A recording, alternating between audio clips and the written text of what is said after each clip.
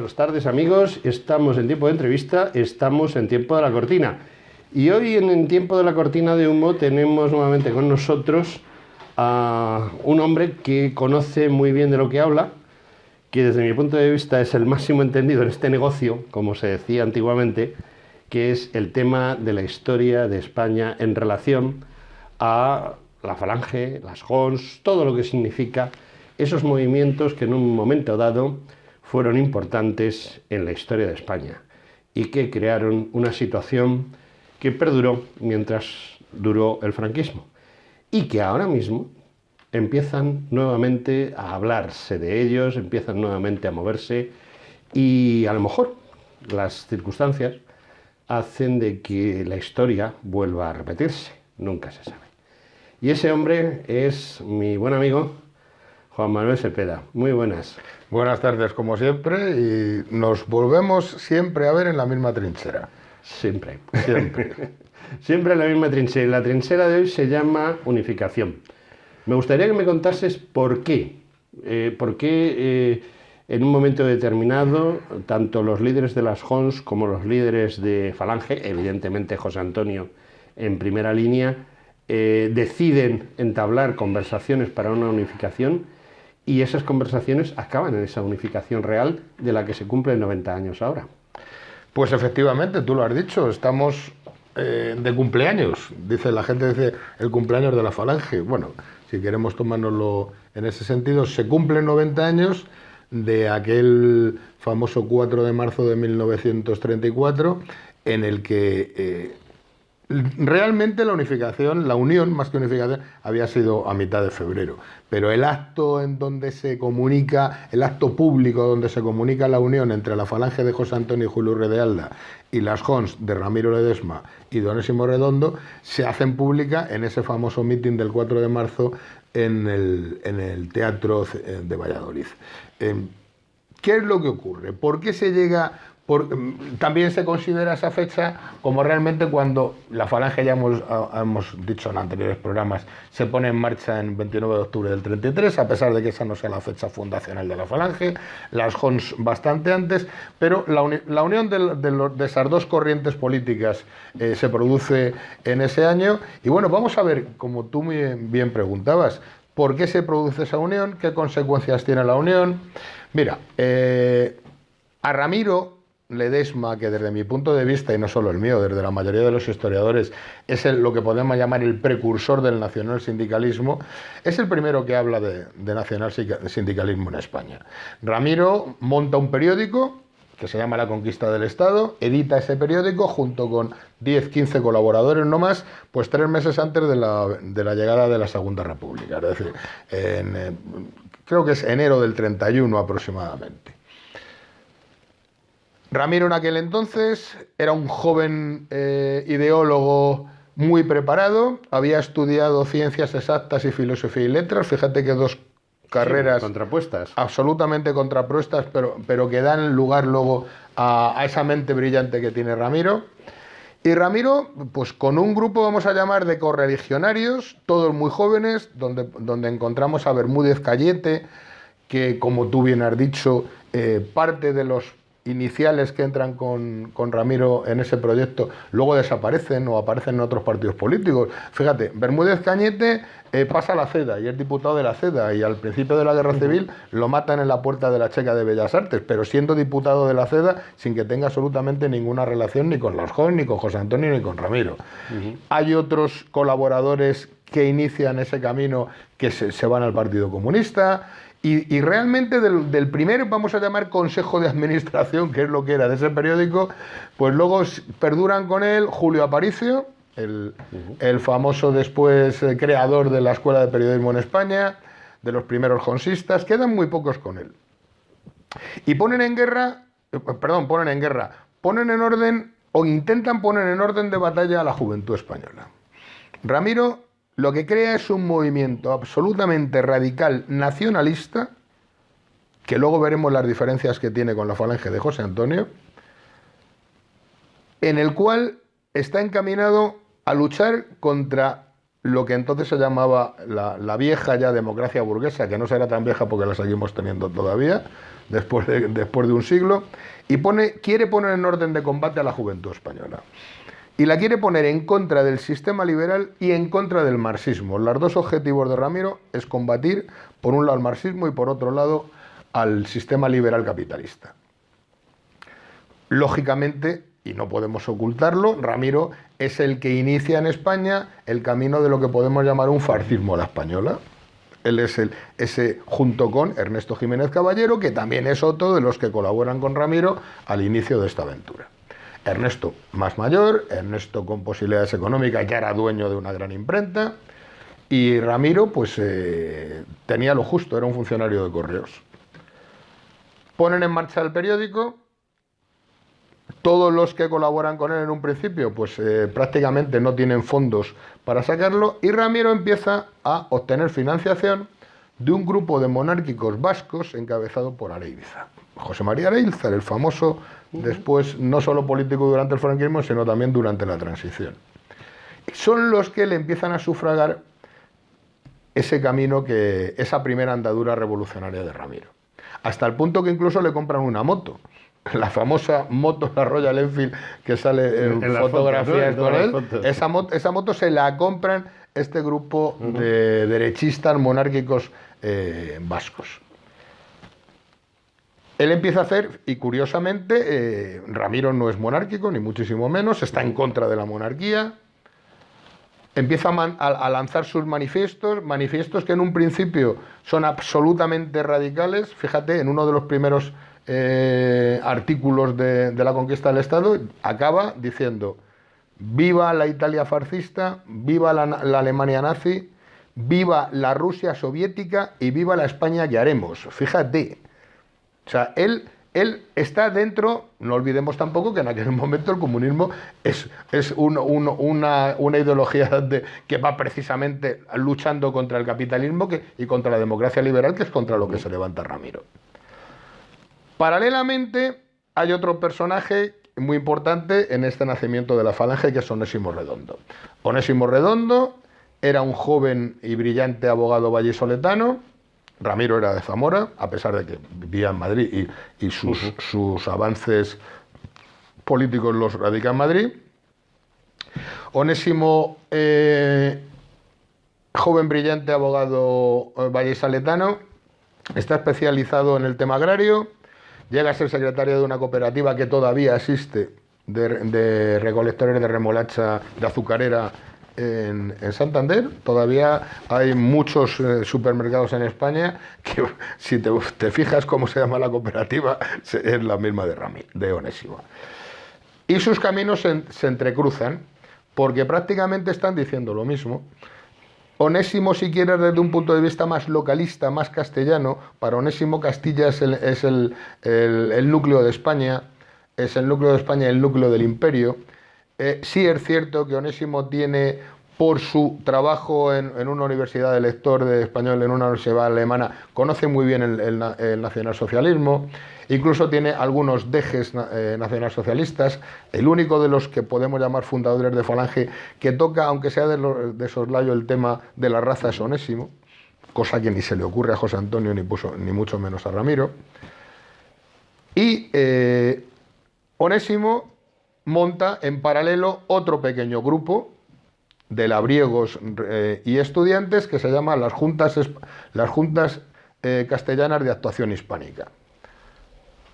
Para que nos hagamos una idea, estos dos grupos, Ramiro tenía un poco más de militancia, porque Ramiro va enfocado a la juventud universitaria, entonces empiezan a montar núcleos de lectores prácticamente. Es que el proyecto de Ramiro en un principio, hasta que se funda las JOS, es un periódico, y es un periódico que se reparte, y se empieza a repartirse en las universidades, sobre todo en Santiago de Compostela, en Valencia, en Barcelona, en Madrid, en Valladolid. Y Onésimo, sí, insisto, es un partido más localista, donde empieza a tener algo de fuerza en Valladolid, pero poco más. Ambos líderes se conocen y deciden, entre los dos, fundar lo que se llama las JONS, las Juntas de Ofensiva Nacional Sindicalista. Ahí es donde ya empieza en marcha un verdadero partido político. Un movimiento, realmente era un partido porque estaba legalizado como tal, aunque luego se decían que era el antipartido. Y ahí, entre los dos, Onésimo ha traído de la mano a José Antonio Girón, el que luego será famoso ministro con Franco, ha traído de la mano a otros camaradas que en la mayoría de ellos no serán nunca ni grandes jefes en la falange y tampoco en el franquismo, en esa francofalange franquista, y se ponen en marcha. Onésimo ya también había editado otro periódico en Valladolid, que era El Libertad, pero insisto, un periódico a efectos prácticamente locales. Siguen teniendo financiación de esos monárquicos alfonsinos, que les siguen financiando porque no tienen un duro, es que esa es la realidad. Sí. Y entonces entra en juego el que yo entiendo que es el punto primordial de toda esta historia, que es José Antonio. Fíjate, es el punto primordial que José Antonio es el único político en la historia de España al que se le conoce por su nombre de pila sin necesidad de utilizar sus apellidos. Todas dices José Antonio y todo el mundo sabe a quién se refiere. Prácticamente es como Alejandro Magno. Pues haciendo comparaciones que muchas veces son odiosas. Es un líder y como tal líder le conocen por su nombre. Se le conoce por su nombre de pila sin necesidad de dar más explicaciones. José Antonio entra en política, ya había entrado en política en la Unión Monárquica, empieza, ya también es mucho más brillante abogado y más conocido que Onésimo. José Antonio ya tiene a principios de los 30, fíjate, José Antonio acaba la carrera en el 25, pero ya a principios de los 30 ya empieza a ser un abogado de reconocido prestigio en Madrid, en un principio porque muchos iban a buscar las posibles connivencias que pudiera tener José Antonio con el poder, porque no olvidemos que había sido el hijo del dictador, y cuando empieza a trabajar ya es el hijo del dictador, su padre don Miguel en la poltrona. Pero José Antonio, sí es verdad que él solo se va labrando esa carrera de buen abogado y esa fama de buen abogado. Y es un tío conocido, es un tío guapo, es un tío de la alta aristocracia, de lo que hoy podríamos llamar la alta sociedad, que lo era, con título y con un acceso al conocimiento público mucho mayor que pudiera tener Ramiro, que podía tener, por supuesto, Onésimo. Y José Antonio entra en política. Y al entrar en política, lo primero que hacen, fundan lo que se llama el MES, el Movimiento Español Sindicalista. Cosa que además a José Antonio no le gustaba nada el nombre, porque además es bastante feo, ¿no? Y además daba lugar a bromas con el MES. Durante un tiempo, antes de todo esto estamos hablando del 33, se hacen normalmente el primer trabajo de este mes eran panfletos, hojas volanderas que se llamaban entonces, no dan ningún mitin público y empiezan a sacar, porque a José Antonio no le gusta el nombre, empiezan a sacar panfletos, publicidad donde pone FEF, que era de Frente Español de García Valdecásar, del que luego interviene en el mitin del 29 de octubre en el Teatro de la Comedia, pero eran hojas que ya ponía fe y abajo ponía fascismo español. Para todos aquellos que niegan que José Antonio, bueno, no vamos a entrar en esa, es una discusión desde mi punto de vista absolutamente superada.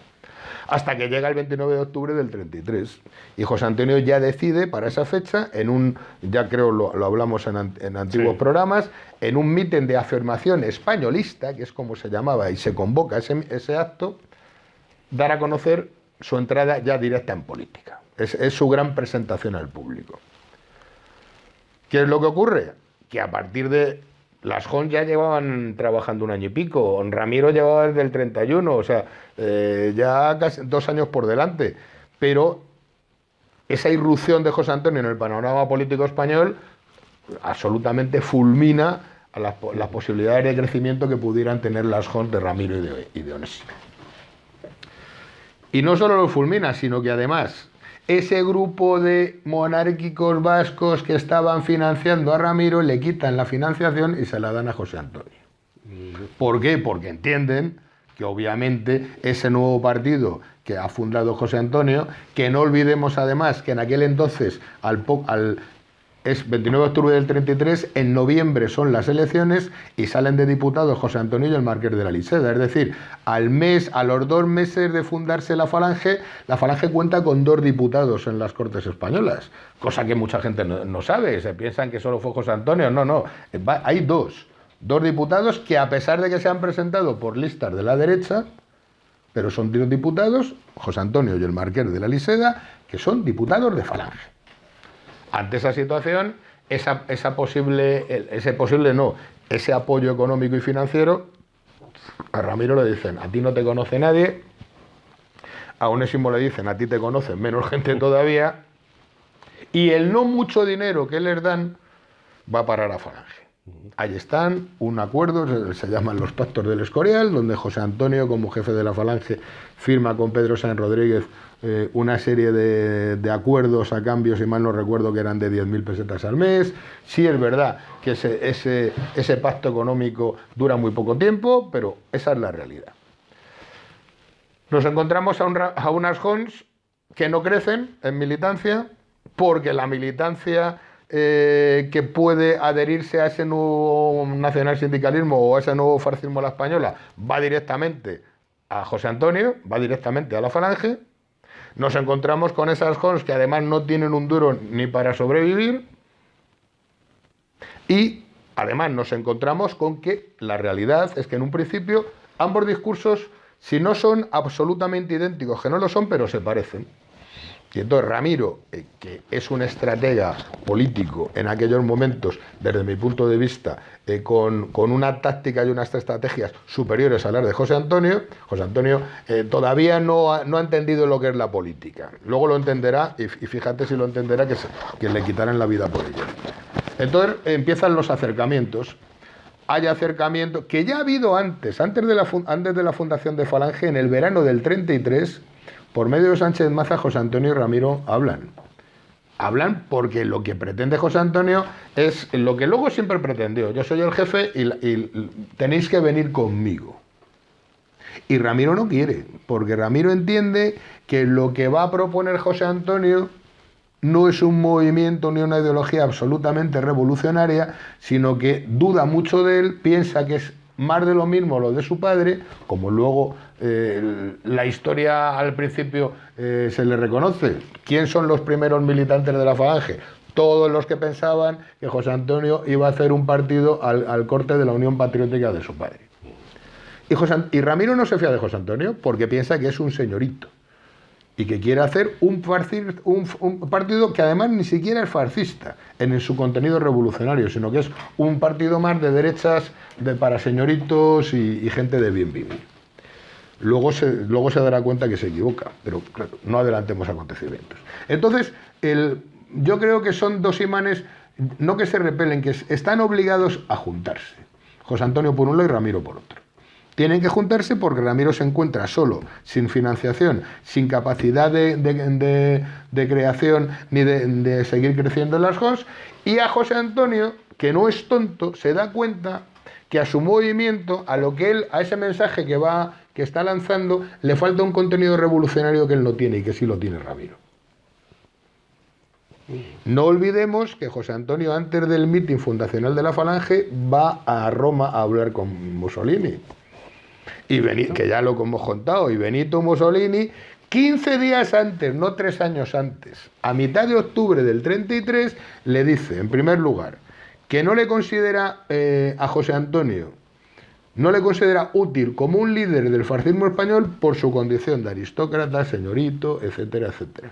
Y que en todo caso, si sigue persistiendo en que él va a lanzar a la palestra del fascismo español, que tiene que aconsejarse y rodearse de sindicalistas revolucionarios, y le indica Ángel Pestaña. José Antonio, que insisto, no es tonto, con Ángel Pestaña sabe que no puede hacer nada, y luego creo que también lo contamos en otro programa, cuando queda a cenar con él, que cenan, y es verdad, y cenan en un restaurante del Tibidabo en Barcelona, y Ángel Pestaña acaba de salir de la CNT, están montando el partido sindicalista y lo que quiere es dinero. Le pasaba como a todos, necesitaban financiación, y cuando José Antonio va a hablar con él le dice, sí, pero tienes que poner, porque se pensaban que José Antonio era multimillonario, que no lo era. Y esa negociación que hay para ver si se podían unificar criterios entre los sindicalistas, los trientistas, que eran los, como se llamaban, de la escisión de la CNT con la Falange, desaparece y se rompe desde el momento en que José Antonio le dice: tú no tienes dinero, pues yo tengo menos que tú. Entonces, esos dos caminos, José Antonio sabe que necesita un componente revolucionario porque se da perfectamente cuenta de que el aluvión de gente que le está entrando en Falange son de derechas, sus amiguetes, los amiguetes de Farre, los amiguetes de clase social, los amiguetes de banquetes, los amigos de su padre, que no son los más adecuados, colaboradores de su padre, en gran parte, aunque sí es verdad que se da cuenta que empieza a tener lo que luego va a ser lo importante de la Falange, que es la entrada en la Falange de los universitarios que luego crearán el SEU como sindicato falangista. Pero les falta ese contenido revolucionario, le faltan obreros, la Falange no tiene obreros, no tiene trabajadores.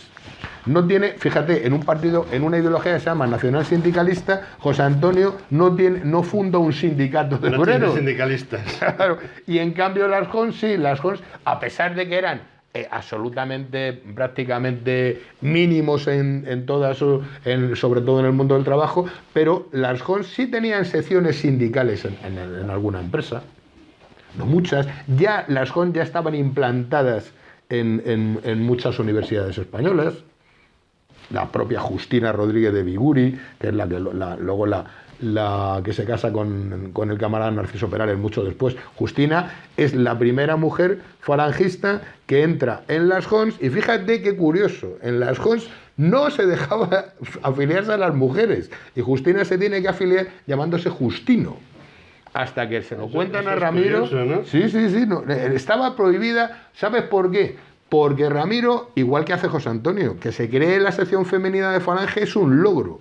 Porque José Antonio, tenemos que ir con la mentalidad que sabían que era misiones peligrosas, la Falange era una milicia, no nos olvidemos. Las JONS eran todavía más milicia que la Falange, su propio nombre lo indica. Juntas de ofensiva nacional sindicalista. Entonces, la mentalidad de la época daba que la mujer no era apropiada para entrar en un combate de violencia física y directa como estaba. Bueno, pues a pesar de eso, ese talante heroico de las primeras mujeres falangistas echaron para atrás la negativa de las JONS a que se afiliaran mujeres y la negativa de Falange por el mismo punto.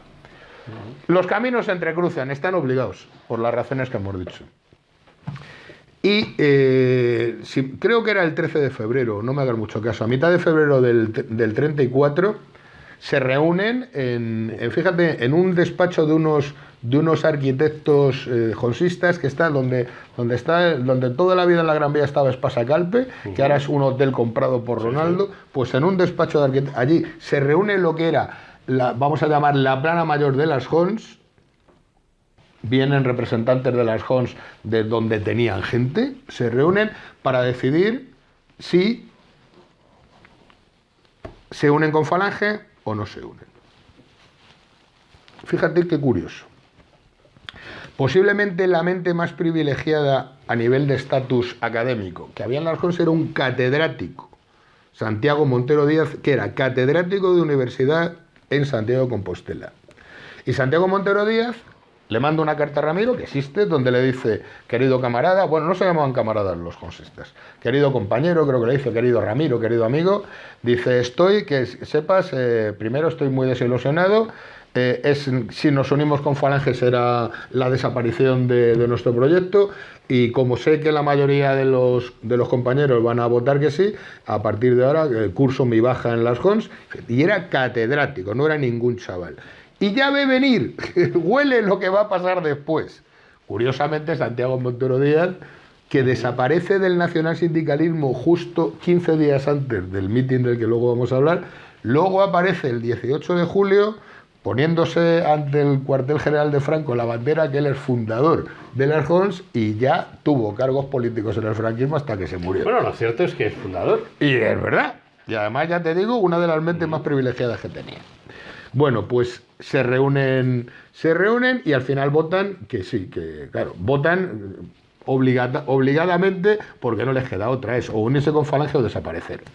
José Antonio y Julio Ruiz de Alda les llaman, se acercan, conocen a los camaradas de las Hons y les dan la buena nueva de que no hay ningún inconveniente, se van a unir y firman un documento de 13 puntos en el que uno de los puntos curiosos es pues, que en la nueva organización no se admitirá a ninguna persona mayor de 45 años que ostente ningún mando. Fíjate, en aquella época también 45 años ya era ser un poco tarra, pero ¿qué indica eso? Que iba a ser un movimiento juvenil, radical, hasta el punto, y es una imposición de Ramiro. ¿Por qué? Porque Ramiro se ha dado cuenta quién está con José Antonio. Son todos los colaboradores de su padre. Dice, no nos metas en esto a todos los que tienen 45 o 50 años, que hoy en día eres un chaval joven, pero en aquel entonces no.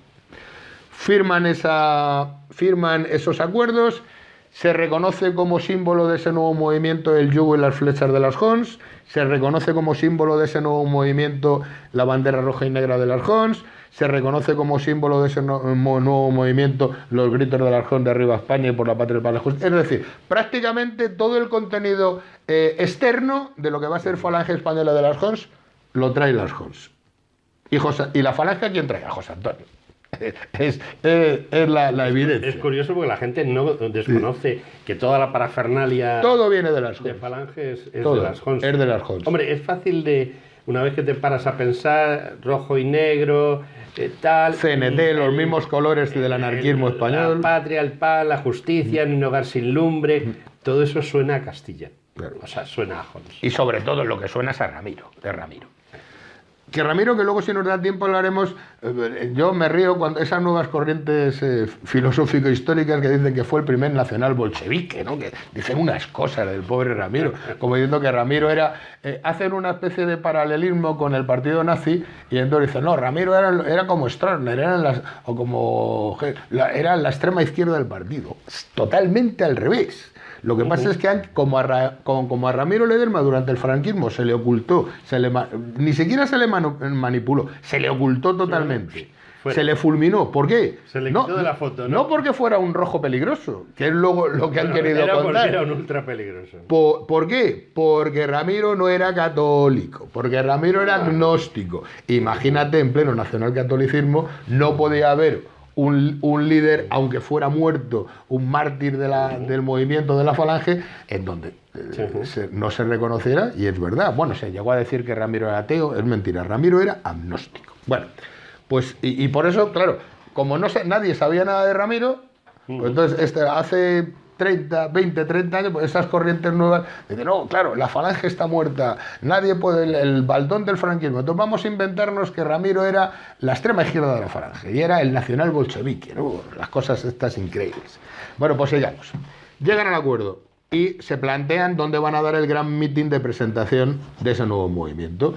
Evidentemente, donde contaban con más gente, el movimiento estaba más implantado, era en Valladolid. Fíjate hasta qué punto todavía en aquel momento tenían más fuerza militante las Hons que la propia Falange de José Antonio. Yo tengo una anécdota personal contada por un gran camarada que era ni más ni menos que Luis Nieto, el famoso sargento Nieto de la División Azul, uno de los héroes de la Falange.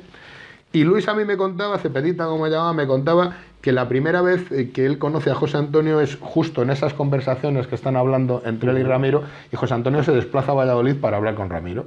Y entonces están en la Plaza Mayor de Valladolid, están esperándole Ramiro, Onésimo, Luis Nieto, que ya era militante de las Hons, y dos camaradas más de las Hons. Y le están esperando. Y entonces, fíjate para que veas cuál era el ambiente entre ellos. Y cuando José Antonio se va acercando rodeado de dos o tres camaradas, que no me supo decir quién eran, Ramiro hace el siguiente comentario. Mirad, ahí vienen los señoritos de Madrid. Es decir, ese era el ambiente que se movían. Ramiro y sus militantes, que yo creo que en aquel entonces si eran 200, si eran 150 en toda España, eran muchos. Ellos pensaban que tenían la pureza ideológica, sobre todo la pureza revolucionaria, y a José Antonio y a la Falange la tildaban de un nuevo movimiento derechista, pero que estaban obligados a llegar a entendimientos con ellos porque si no desaparecían. Bueno, después de hacerte estás constantemente hablando de Ramiro, pero no has pronunciado nada sobre Onésimo. Es que Onésimo tiene muy poco peso político en la Falange. O sea, fijaros.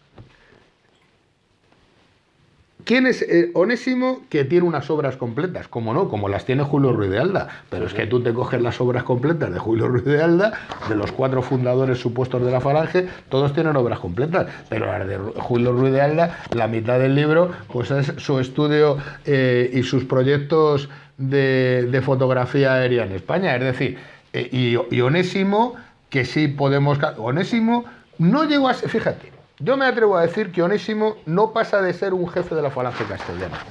Onésimo nunca tuvo mando nacional.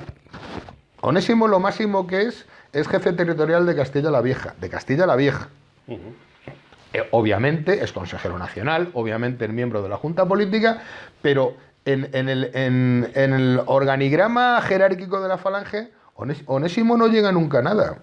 Nunca nada, además, en el sentido de...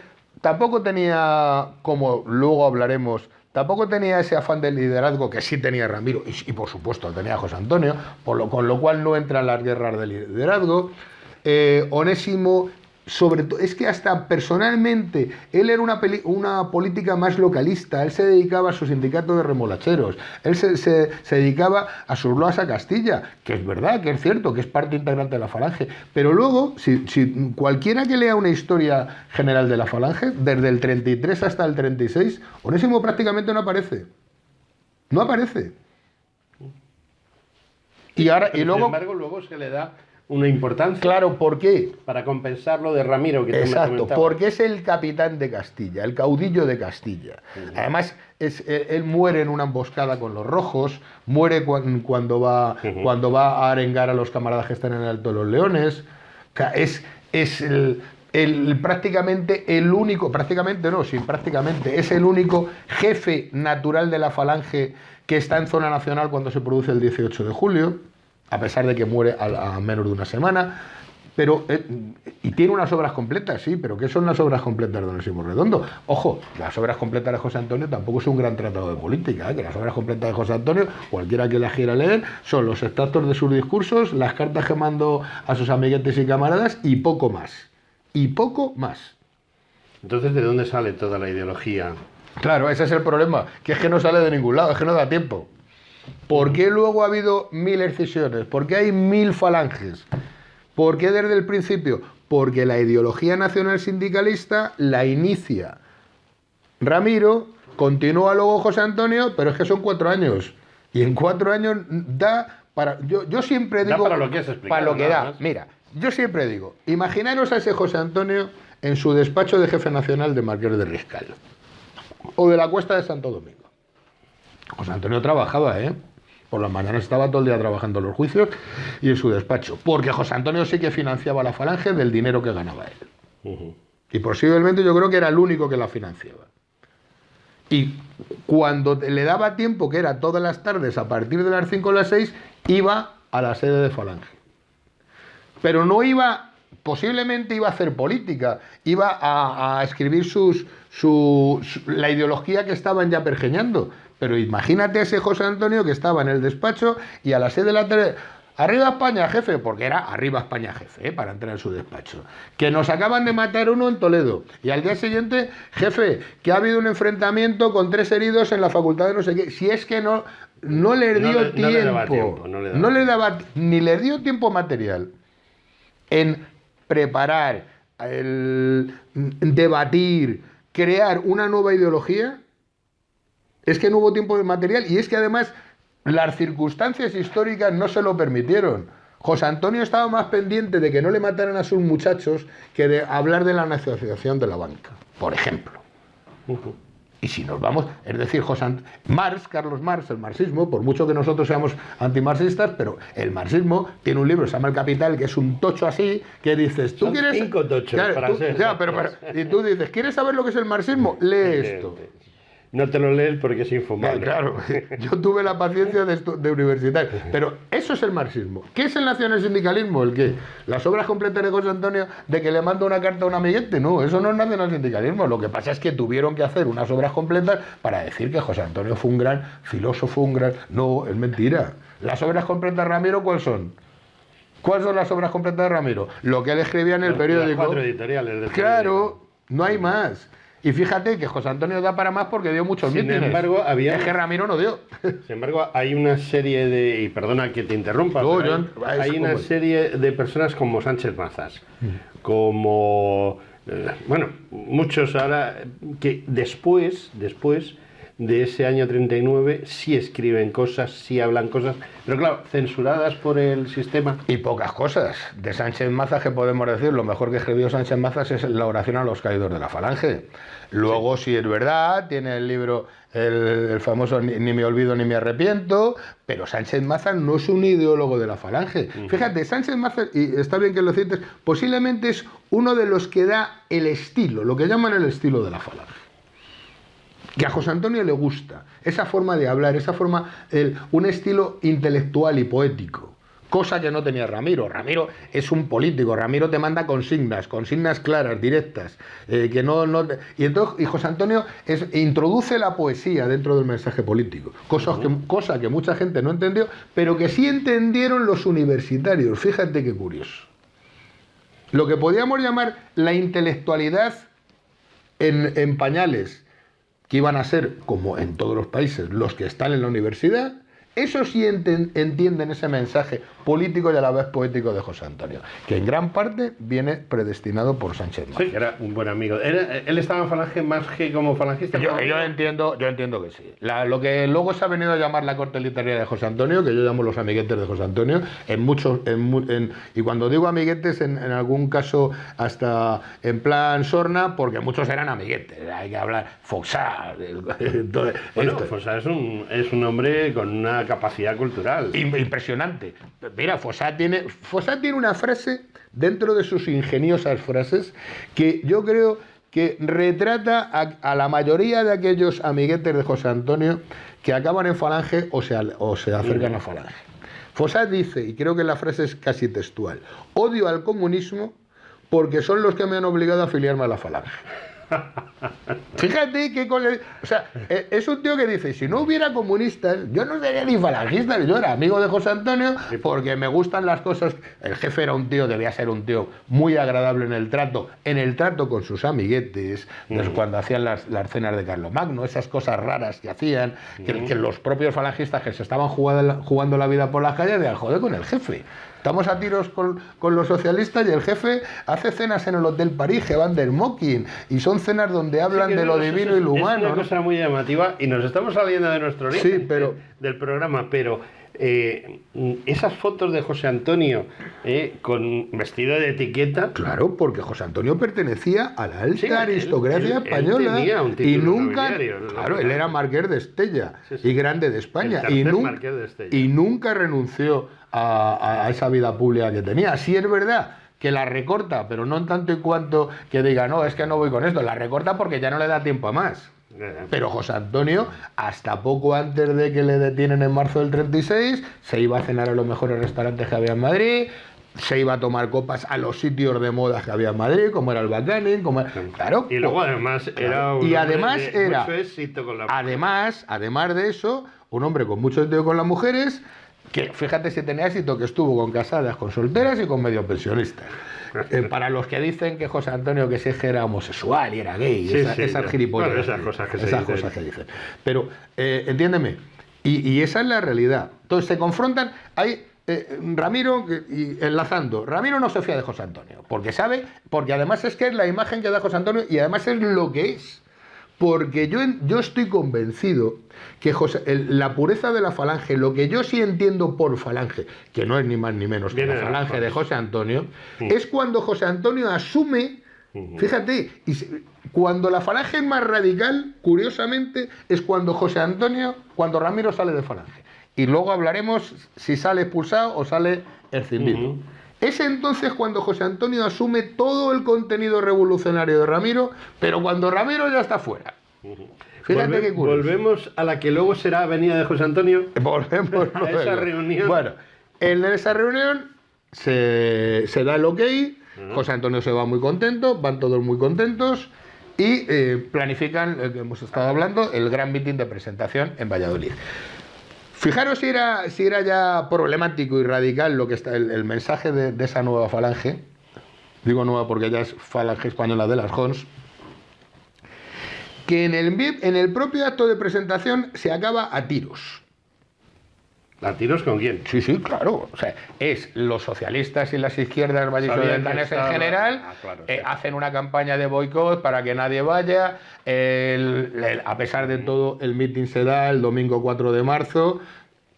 Y en el mitin primero intervienen dos antiguos jonsistas, Gutiérrez Palma, que es uno de los creadores luego de los sindicatos falangistas, Bedoya, que es luego el que se casa con la viuda de Onésimo Redondo cuando al pobre le matan. Intervienen. Es el único mitin en la historia de Falange donde hablan Julio, Onésimo, Ramiro y José Antonio. El único en el que hablan los cuatro. No hay ninguno más, solo en ese. Hablan los cuatro y al final cierra el mitin José Antonio. Y al acabar el mitin se empiezan a oír tiros.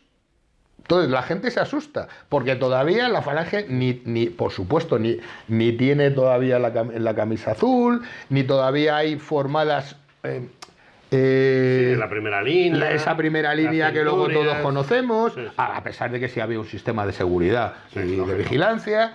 Y entonces se produce en ese final de mitin, pues, ¿qué hacemos? ¿Salimos o no salimos? Les dicen, están esperando fuera los izquierdistas, sobre todo socialistas, y están sacudiendo. Y fíjate, hay un muerto, Ángel Abella, que es un estudiante que pasa por allí y le matan los izquierdistas porque le confunden con un falangista.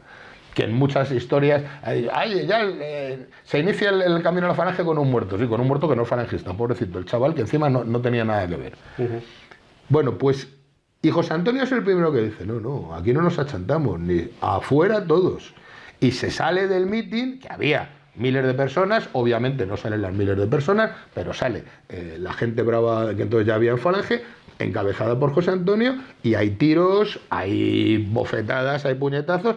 Hay, por ejemplo, Emilio Alvar González, uno de los máximos colaboradores de José Antonio, que ya había sido colaborador de su padre, que entonces era comandante del ejército retirado, recibe un tiro en una pierna. O sea, la Falange ya había nacido antes, pero ya nace con su bautismo de sangre, porque la Falange era una milicia combatiente. Se inicia, se reparte el poder. ¿Qué poder había? Que en esos puntos ya está pergeñado. Dicen, vamos a seguir el sistema de mando de las Jons, que eran triunviratos, para evitar las jefaturas únicas. Era una buena idea de Ramiro, aunque luego se dio cuenta de que las circunstancias no lo permitían. Y entonces dicen, en los lugares donde tiene preeminencia las Jons, por ejemplo en Valencia, en Barcelona no había Falange, en Valencia, en Barcelona, en Bilbao, en Extremadura, los triunviratos tendrán 2 militantes de las Jons y 1 de Falange. Y en las localidades donde tenga más fuerza la Falange habrá 2 de Falange y 1 de las Jons. Bueno, se reparten el poco pastel que hay, que no es mucho. Y ahí empiezan, yo creo que desde el día siguiente, ahí empieza una lucha que no es una lucha de egos, como se ha planteado de mala manera. Es una lucha de estrategias. José Antonio tiene una estrategia y Ramiro tiene otra. Y son 2 estrategias absolutamente distintas. Con independencia que luego podemos incluso hablar de que había diferencias políticas, que las había y muy grandes entre los dos. En la concepción del nacionalsindicalismo. Bueno, ¿qué es lo que quería Ramiro? Ramiro tenía una estrategia fundamental que era: hay que nacionalizar al anarquismo español. O sea, Ramiro decía que toda la lucha política de la Falange debía ir encaminada a... Él decía que lo único que salvable de la izquierda española era el anarquismo, que era porque el anarquista español engendraba el carácter guerrillero, antiguo, histórico del verdadero español, que no era marxista, no estaba contagiado con el internacionalismo marxista y comunista, y por lo tanto era recuperable. Y a José Antonio eso no le hacía mucha gracia. Ya. Entonces, ¿qué es lo ¿cuándo empiezan los enfrentamientos? Ramiro empieza a decirle, jefe, vamos, no jefe, porque entonces era triunvirato. Sí. También había que eran José Antonio, Julio Ruiz de Alda y Ramiro. ¿Ves? Onésimo no está en ningún triunvirato. Pero Ramiro dice, hay que empezar a dar grandes mítines en las grandes ciudades. En las grandes ciudades donde hay contenido industrial y de obreros. Barcelona, Valencia, Bilbao, Sevilla. Y sobre todo, fíjate, te das cuenta, claro, en las grandes urbes con implantación obrera, es donde más gente tenía la CNT, como es obvio. Es obvio, sí. Y Ramiro quería por ahí, y José Antonio no. Unos dicen que porque era, al fin y al cabo era un tímido, otros dicen porque tenía un ego tan grande fíjate, hay una nota muy curiosa. El primer gran meeting que da la Falange es en el Cine Madrid, era un frontón Cine Madrid, que está ahora todavía al lado de la calle Preciados. Hay creo que está, ¿cómo se llama ahora? Hay una tienda de estas súper grandes de electrodomésticos, tal. Bueno, tenía capacidad para 12.000 personas. Ah, ya sé cuál es, sí. Tenía capacidad para 12.000 personas y José Antonio no quiere, porque piensa que no va a llenar el mitin. Y a los jefes de prensa y propaganda, al pobre Alfonso, que luego, el gran pintor que luego le matan los rojos, y a Izpurúa, al arquitecto vasco, les dice, como no me llenéis el mitin, porque le convencen, le dicen, jefe, ya después, cuando ya es jefe único de la Falange, hay que dar un gran mitin en Madrid, tenemos que ver el poder que tenemos, el poder de convocatoria, y Juan Antonio les dice, como no me llenéis el mitin, os ricino, ordeno a las escuadras que os ricinen. O sea, José Antonio tenía miedo a quedar mal. ¿Por qué? Porque José Antonio, él era en lo que ahora se llama tu sitio de confianza, tu espacio de confianza. Él se sentía a gusto en lo que empieza a hacer, en pequeños mítines en pequeños pueblos, y normalmente en pequeños pueblos de la Castilla agrícola, de Toledo, Cuenca. Por ahí es por donde se mueve. ¿Por qué? Porque él ahí está muy a gusto. Ahí va a dar un mitin a 40 o 50 labriegos, que son todos pequeños terratenientes, que les habla de patria, les habla de justicia social, sobre todo de patria, y ahí no va a encontrar enemigos. Que yo también me pongo en el pellejo de aquel paisano ¿qué te voy a decir? De Quintanar de la Orden, que ahí dan un mitin maravilloso, que va con la boina y José Antonio les empieza a hablar de la unidad de destino en lo universal, claro que hay que no se está diciendo. Pero bueno. Sí, pero es primo de Rivera. Es primo de Rivera. Y entonces le escuchan, claro, aunque pueda parecer. Aunque no entiendan, que yo estoy seguro. Se llama primo de Rivera. Y porque no entendían el mensaje, pero sí el contenido, pero sí entendían el cómo. Y el continente. Es decir, esa gente vestida de camisa azul. Exacto. Bueno, ahí empiezan a entrecruzarse porque las estrategias son distintas. Ramiro cada vez se da más cuenta que el verdadero famoso de la Falange, aunque no sea un líder jerárquico, es José Antonio. Que el que va al Parlamento y a defender como diputado falangista es José Antonio. Él, ¿a qué Parlamento va a ir? Al poco tiempo, además, el íntimo amigo, otro de los amiguetes de José Antonio, el marqués de la Liseda, desaparece de Falange, discutiendo porque dice que si la Falange no es lo suficientemente católica que debería ser. Bueno, sí. Y Ramiro ahí se da cuenta de que le está comiendo la tostada. Y yo creo que, fíjate, no por un problema de egos personal, sino se da cuenta por un problema de que no están yendo por las mismas vías revolucionarias que quiere Ramiro. Si a todo esto le unes que Ramiro, igual que José Antonio era un gran orador y un gran mitinero, Ramiro no lo era, porque Ramiro tenía un defecto físico, creo que también ya lo contamos en un antiguo programa. Ramiro es lo que se llamaba, ahora con mala leche puede llamarle gangoso, pero en aquel entonces se llamaba que las Gs, las Rs, se decía, para no quedar mal, se decía que desplazaba a las Rs o revolcaba a las Rs. Bueno, un dicho. Y fíjate hasta qué punto José Antonio tenía mala leche, que al poco de que Ramiro se salga de Falange, José Antonio, haciendo sangre en ese defecto físico que tenía Ramiro, hace un artículo en el Arriba o en el FE donde dice: el arte de descubrir revolucionarios. Claro, si Ramiro no da mítines, si Ramiro es poco conocido, si Ramiro no va al Parlamento, Ramiro ni es grande de España, ni tiene acceso a los círculos de poder y círculos de conocimiento, Ramiro empieza a sentirse desplazado. Si además Ramiro se da cuenta que todos los primeros josistas que han ido con él han quedado deslumbrados ante la personalidad de José Antonio, Ramiro se siente absolutamente desplazado. Ramiro, que es un gran filósofo, un gran político, prácticamente se queda en el partido pues para hacer pequeños artículos para la prensa de Falange. Ramiro ya se da cuenta que no controla. A todo esto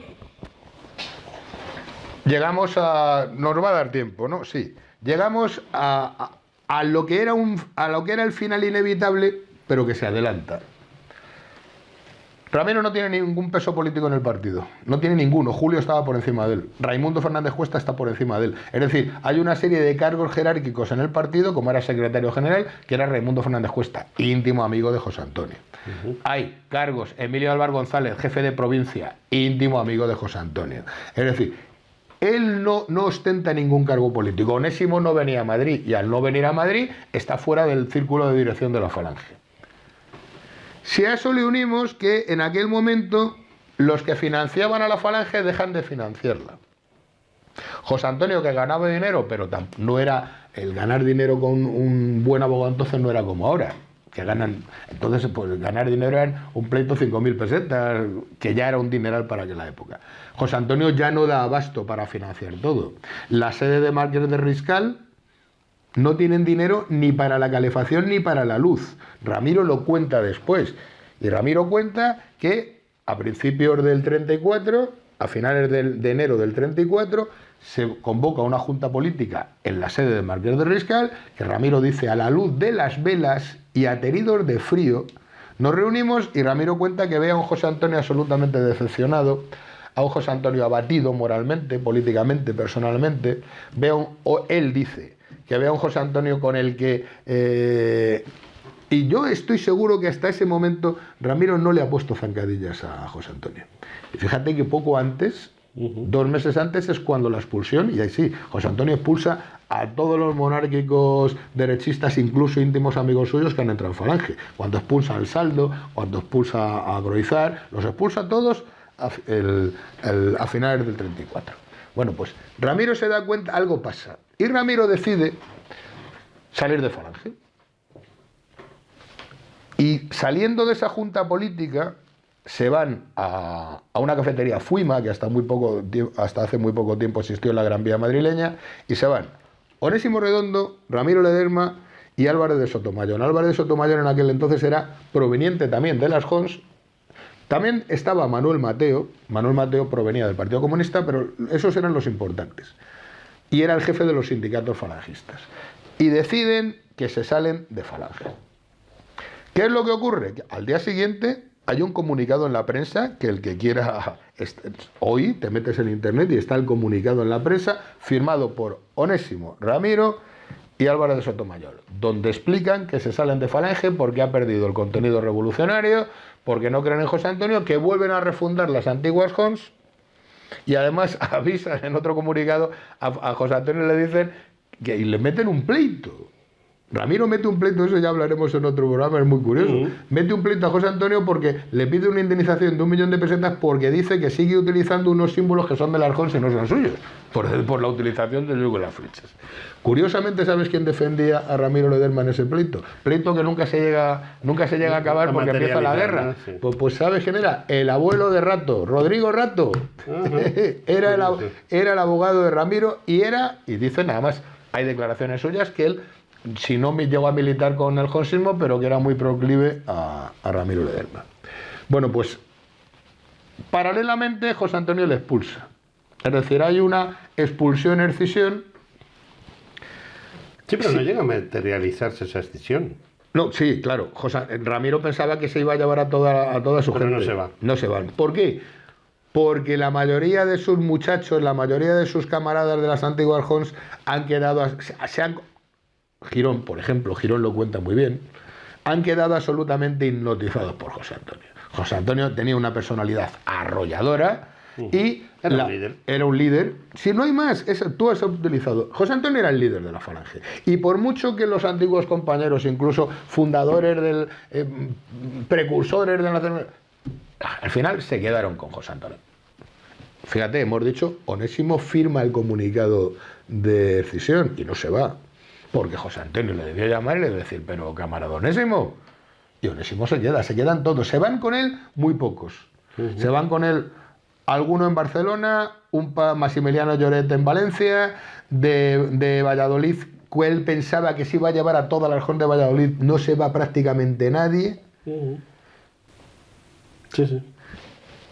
Y se cumple la profecía de Santiago Montero Díaz, del catedrático, que es una unión que es antinatural, que nos comen, que se va a comer, esa unión, que luego, hasta ese punto, fíjate, hasta podían tener razón. Ramiro se va, o le echan, llamémoslo como queramos, y intenta resucitar la Aljón. No lo consigue. Saca un nuevo periódico que se llama La Patria Sindicalista, no consigue refundar nada. Se dedica a escribir sus dos grandes libros en esa época, El fascismo en España, escrito por él con el seudónimo de Roberto Lanzas, que es un libro que lo que viene a contar es por qué se produce la escisión con la Falange. Y luego el maravilloso libro que es El discurso de la juventud de España. Que si tú me dices, ¿dónde está el verdadero contenido revolucionario del nacionalsindicalismo? Ahí, en ese libro. Discurso a las juventudes de España. Ahí ¿Es es el propio nombre o también emplea un seudónimo? No, ahí ¿no? lo escribe con su nombre. Sí, porque es que las cosas que pasaron en el 30 y tantos, ahora las vemos de una manera, a lo mejor sí o a lo mejor no, porque hay quien le ha metido mano a esos textos. Sí, claro. Ese es el problema. Fíjate, luego durante el franquismo. Y, curiosamente, cuando Ramiro se aparta o es apartado de la Falange, es cuando José Antonio asume todo el contenido revolucionario radical de la SONS, lo asume él. Cuando da el poder al SEU, a los estudiantes, da el poder de la Falange a los estudiantes, y tienes una explicación lógica. En un principio el poder de la Falange, ¿quién lo tenía? Lo tenían José Antonio y vamos a llamar los señoritos.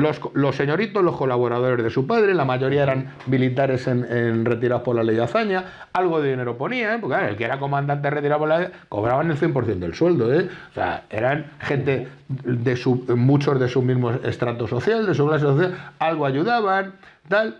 Cuando primero José Antonio hace esa primera limpia, luego hace la segunda limpia con Ramiro. Eso es poner dinero, no ponían un duro, pero sí daban un contenido político o intentaban darlo. Y José Antonio llega a un punto en su vida que dice, punto político, que dice, ¿quién son los que nunca me han traicionado? Porque a todo esto, tanto Ramiro como todos le intentaron montar golpe de Estado. Ansaldo, el famoso Ansaldo, le llega a decir, porque es muy amigo de José Antonio, es que las cosas curiosas entonces es que eran muy amigos. Y José Antonio, cuando le avisan de que Ansaldo le va a dar un golpe de Estado, porque Ansaldo decía que José Antonio era poco violento, y José Antonio le llama a su despacho y le dice, oye, ¿es verdad esto que están diciendo? Le dice, sí, es que, dice, no solo íbamos a por ti, es que íbamos a matarte. Es que o sea, le reconocen que eran, o que cesaban como jefe nacional, o que querían hasta matarle. Le dicen que íbamos a llegar al atentado personal contra ti. Claro, José Antonio inmediatamente le expulsa. Bueno, que luego, fíjate, Ansaldo sigue colaborando. Cada vez que José Antonio le llamaba para algo, Ansaldo colaboraba. Sí, claro, lo cortés no quita la valera. Exactamente, pero bueno. Y José Antonio se da cuenta y dice, ¿quién son los únicos que no me han traicionado en menos de un año y medio? No estamos hablando que en 10 años ha tenido golpes de Estado, intentos de golpes de Estado, de quitar la cabeza. No. Era un diario. Era diario. Y dice, ¿quién son los únicos que no? ¿Quién son los que me son leales hasta la muerte, como luego demostraron? Julio y los estudiantes del SEU. Que por otro lado, el SEU era el 90% de la militancia de la Falange. Seamos sinceros. Sí, porque la militancia era muy joven. La militancia era el SEU. Hay un cierto paralelismo que yo he visto en algunos momentos con el comunismo chino, porque el comunismo chino, Mao, es la universidad. Exacto. Hay un líder que arrastra a los universitarios. José Antonio, la revolución cultural con el libro rojo. Efectivamente. Entonces, José Antonio, que ya no es universitario, pero lo ha sido. Hace muy poco, además. Hace muy poco. ¿Con quién cuenta? Como tú bien dices, con un 90% de universitarios jóvenes. Universitarios y bachilleres. Yo no, fíjate, nunca se ha hecho el estudio de cuántos había. De cuántos había, cuántos. Yo me atrevo a decir, fíjate, un 60-40, ¿eh? Chavales de 13, 14 y 15 años en Falange había por miles. Y en la primavera del 36, cuando las cosas ya se ponen, cuando tú y yo bautizamos en aquel programa la primavera trágica del 36, efectivamente, yo me atrevo a decir que el gran impulso de defensa y de ataque de la falange lo llevan chavales de 14, 15 y 16 años, que sabían perfectamente lo que hacían, ¿eh? Aquí no me vale, no, es que eran niños que no sabían lo que hacían. No, en esa época no eran niños. Ni eran niños, sí serían los chavales, pero sabían perfectamente lo que hacían. Y mataban o morían sabiendo lo que hacían. Bueno, pues José Antonio decide y se da cuenta que los únicos que no le han traicionado nunca, de los únicos que tienen la fidelidad y la lealtad absoluta, y ojo, no siempre, ¿eh? El jefe nacional del SEU, Alejandro Salazar, tiene una de las broncas más grandes con José Antonio, las tiene con Alejandro Salazar. Cuando José Antonio, al ganar el Frente Popular las elecciones, ya desde enero del 36, él concibe una estrategia en la universidad. José Antonio quiere que haya una unión entre el SEU, Sindicato de Falanges, los estudiantes católicos y los estudiantes tradicionalistas. Bueno, porque era la forma de controlar. ¿Sabes por qué lo concibe? Porque en enero del 36 el SEU tiene la fuerza suficiente para paralizar toda la Universidad Española, que es verdad. La gran hazaña de la Falange, en toda la historia de la Falange, cuando demuestra que tiene fuerza política ayudada por las pistolas, evidentemente, pero no porque éramos los únicos que llevaban, pistola llevaba todo Dios en la universidad. Es decir, la fuerza política ayudada por la fuerza de la milicia, en enero del 36 paralizan toda la Universidad Española.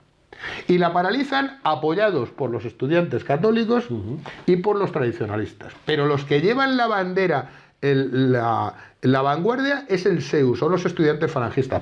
Por eso mucho después, cuando ya empiezan los tiros de verdad en la primavera del 36, hay trasvase, no de miles como se han dicho, pero sí hubo estudiantes católicos que se pasaban al SEU porque se daban cuenta que eran los únicos que estaban enfrentándose cara a cara con los rojos en las calles. Bueno, pues cuando José Antonio diseña esa estrategia y lo ordena, claro, la Falange no había, vamos a reunirnos y a ver lo que decidimos. No, José Antonio ordenaba. Y cuando le ordena a Alejandro Salazar que inicie conversaciones, Ruiz Jiménez, entonces era el jefe de los estudiantes católicos, con Ruiz Jiménez, con otros, para formar un gran sindicato, es decir, José Antonio no le importaba que desapareciera el SEU, porque no era tonto y sabía que al montar un gran sindicato, ya no era una política común de unión, de actuación en la universidad, no, un gran sindicato donde estuvieran los católicos, los tradicionalistas y la Falange. Pero él sabía que quién iban a ser los dirigentes, claro, los estudiantes falangistas, y que iban a controlar lo que él consideraba muy importante, la Universidad Española, como no puede ser. Pues Alejandro Salazar le dice que no. Le dice, jefe, no.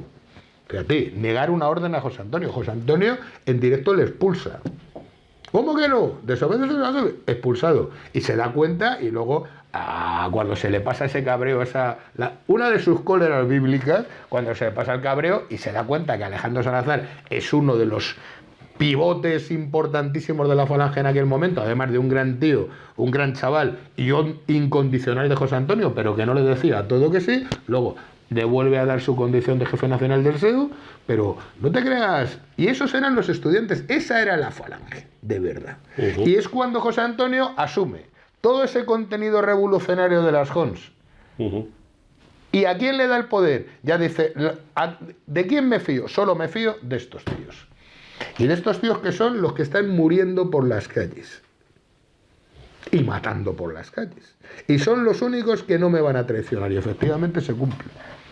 Y cuando es más potente la Falange, cuando todo ese componente revolucionario lo sacan, es a partir justo de la escisión, expulsión de Ramiro, y que previamente, recordemos, ya se habían quitado la rémora de todos los derechistas monárquicos.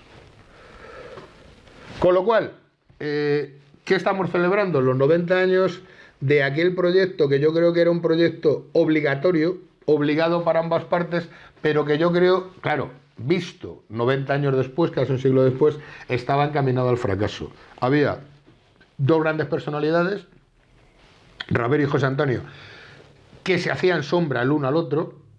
Fíjate que Ramiro nunca quiere que haya jefatura nacional única en Falange. Porque dice, en el momento que mande José Antonio, yo a la oscuridad absoluta. Y por eso lucha en el primer Consejo Nacional de la Falange, luchan para que se siga existiendo el sistema de triunviros. Porque Ramiro dice, vale, seré uno entre tres, pero por lo menos soy uno entre tres. Y las decisiones tienen que ser colegialas. Y a pesar de que yo sé que siempre va a haber José Antonio con uno de los suyos, que será Julio y otro día será Raimundo Fernández Cuesta, si hubiera habido más tiempo, tal, pero por lo menos... Y Ramiro lucha. Y fíjate, curiosamente, ya es historia, él pierde la votación, va empatada hasta el último voto. Y el último voto que desempata y vota por el mando único es precisamente un antiguo jonsista gallego, íntimo amigo de Ramiro.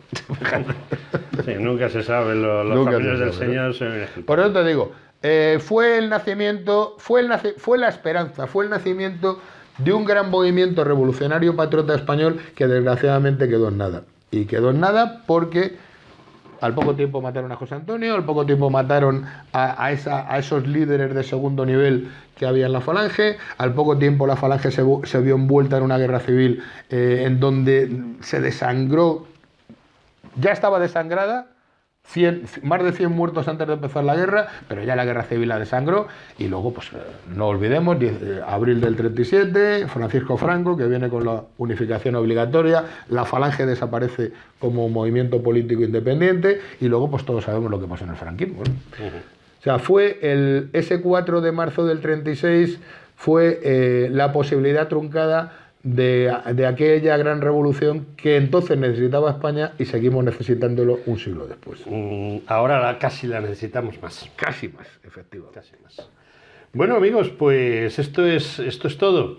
Un saludo para todos vosotros que estáis ahí al otro lado de las cámaras y de los micrófonos y los altavoces. Y lo más importante es agradecerle a Cepeda que haya tenido a bien contarnos todas estas cosas, que son muy importantes porque, por desgracia, yo a diario veo en determinados grupos de WhatsApp o incluso en determinadas reuniones gente que tiene opiniones muy poco contrastadas, digámoslo así. Bastante poco contrastadas. Pero para eso tenemos al camarada Cepeda, que es un libro con piernas y con cabeza. Pues Antonio, ya sabes, seguiremos siempre en la misma trinchera. Y encantados seguiremos tú y yo en ese afán de contar la verdad de la Falange, de contar la verdad de José Antonio. La verdad que en muchos casos duele, bueno, pero es que hay que contar la verdad. Hay que contar. Porque para contar las mentiras ya hemos tenido, fíjate, 90 años contando mentiras durante el franquismo, durante la transición. Toda la vida mentiras por todos los. Vamos a contar la verdad. Y luego, en base a esa verdad, la gente podrá elegir y podrá decir, es que si yo pensaba que José Antonio era un medio monaguillo, que era medio cura, y que no, ese ya no me gusta. El José Antonio ese me contáis que tenía amantes, no me gusta mal, pues, o al revés. O gente que pensaba que era un rojo, ¿cómo le llaman? Desde la Falange, ¿no? El bolchevique, ¿no? El señorito bolchevique. No, vamos a poner en su justo punto quién era cada uno, lo que era cada uno, para que luego después la gente diga, pues coño, me gusta José Antonio.